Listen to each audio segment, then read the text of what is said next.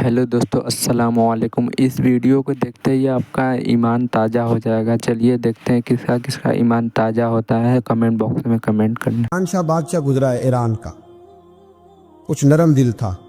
वो ना सैर करने निकला, दरमियान में पुल आता था, एक दरिया था, उसका पुल था और पुल के उस पार जंगल था, सब्जा था, सैरगाहें बनी हुई थी। बादशाह वहां 2-4 दिन रहने का इरादा किया। जब बादशाह वहां पहुंचता है ना मकरान शाह, तो उसने देखा कि वहां 2-3 दिन क़याम करना है, झील है, सैरगाह है, वहां उसने रुकने का प्रोग्राम बना लिया। बादशाह तो अलहदा उसके लिए रिहाइश थी, सिपाही अलहदा रहते थे। यहां तो लोग कहते हैं ना, वो पुलिस को डांटते हैं, पुलिस को पूछते हैं। और भाई पुलिस तो तुम्हारे मतहत होती है, पुलिस तो समझ गई है कि तुम किस तरह उनसे काम लेते हो, उनको तो तुम अपने तहत रखते हो। पुलिस वाले अलहदा रहते थे, उसके साथ जो सिपाही गए हुए थे, गनमैन गए हुए थे। मकरान शाह सैर सपाटे में रहता था। एक बूढ़ी औरत थी, उसकी एक गाय थी। वो जंगल के अंदर बूढ़ी रहती थी, गाय उसकी वहां चरती रहती थी। शाम को वो गाय घर लौटती, बूढ़ी दूध पी के सो जाती। सिपाही उस बूढ़ी के पास आए, कहने लगे तेरी गाय बड़ी सेहतमंद है, हमारे हाथ बेच दे। बूढ़ी ने कहा मेरे बुढ़ापे का सहारा है, उसका दूध पी के मैं जिंदा हूं, बेचूंगी नहीं। वही वाला काम जो हमारे मुल्क में होता है कि कीमत के साथ जमीन देनी है कि मुफ्त देनी है। जब बड़े आदमी को पसंद आ जाती है तो कहते हैं मोल देनी है कि मुफ्त देनी है। तो देनी पड़ती है, गरीब है, क्या करें, मजबूर है, मजलूम है। कहा बूढ़ी औरत से सिपाहियों ने बेच दे, कहा नहीं। कहने लगे नहीं बेचेगी तो हम ले लेंगे। उस औरत की गाय जबरदस्ती सिपाही जिबा करके खा गए।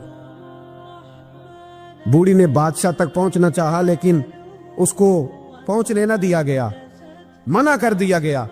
उसकी रसाई ना हो सकी, गरीब औरत थी। जिस दिन मकरान शाह वापस आ रहे थे ना, सैर करके पुल से गुजर रहे थे, तो किसी ने बूढ़ी से कहा कि बादशाह गुजरेगा। वो छुप के पुल पे बैठ गई और मकरान शाह जब पुल से गुजरने लगे तो बूढ़ी आगे आई और उसके घोड़े की लगाम पकड़ी। ऐसा जुमला कहा कि मकरान शाह चकरा के जमीन पे गिरा। और बूढ़ी कहने लगी मकरान शाह, तेरे सिपाही मेरी गाय ज़िबा करके खा गए हैं, तू बता उसका हिसाब इस पुल पे खड़े होकर देना कि पुल सिरात पे देना है। बता यहां खड़े होके देगा कि वहां खड़े होके देगा, बोल। बताओ यहां देना है कि वहां देना है। देना तो पड़ेगा, यहां दोगे तो हो सकता है कयामत में पच जाओ, और अगर यहां नहीं दोगे तो वहां लटका दिए जाओगे, रुसवा किए जाओगे, पूछा जाएगा। मकरान शाह चकरा के गिरा जमीन पे और गिर के कहने लगा बीबी मैं वहां हिसाब नहीं दे सकता, 2 देना यही ले ले, जो लेना यही ले ले। आ जाओ, वक्त है, गुंजाइश है, मोहलत के दिनों में तौबा कर लो, पलट आओ, अल्लाह के हुजूर हाजिर हो जाओ। हजरत उबई बिन काब रदी अल्लाह तआला अन्हु ने अमीरुल मोमिनीन सैयदना फारूक आजम पे मुकदमा कर दिया। अदालत थी, जज थे हजरत ज़ैद बिन साबित। हजरत उमर पहुंचे, हजरत ज़ैद बिन साबित उठ के खड़े हुए, जगह खाली का, अमीरुल मोमिनीन बैठ जाइए। आप फरमाने लगे ज़ैद ये तुमने नाइंसाफी की, हम दोनों आए थे मुकदमा लेके, या तो दोनों के लिए जगह बनाते, तुमने ठीक नहीं किया। फिर बात जरा आगे बढ़ी, हजरत उबई बिन काब ने मुतालबा किया कि हजरत उमर फलां बात पे कसम उठाएं। तो हजरत ज़ैद बिन साबित जाज थे, कहने लगे आप अमीरुल मोमिनीन से ये मुतालबा कर रहे हैं, आप इस मुकदमे का फैसला कर लें, इसके बाद मैं आपको फारिग कर दूंगा।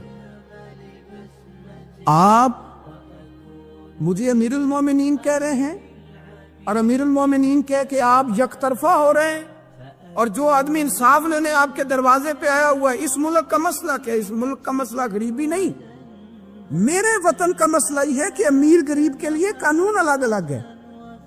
यहाँ 11-11 साल 12-12 साल एक शख्स जेल में रह के आता है, लेकिन बाद में पता चलता है वो तो बेगुनाह था।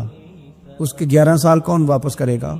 उसके 20 साल जिंदगी के जो सुलाखों के पीछे कट गए कौन वापस करेगा? और अमीर आदमी वो तो कबल गिरफ्तारी जमानत करा लेता है। उनके पास तो बड़े बड़े इशू हैं, बड़े बड़े वकील हैं, बड़े बड़े डॉक्टरों की उनके पास रिपोर्टें हैं, वो तो सारा कुछ कर सकते हैं, कोई है ही नहीं उनको रोकने वाला।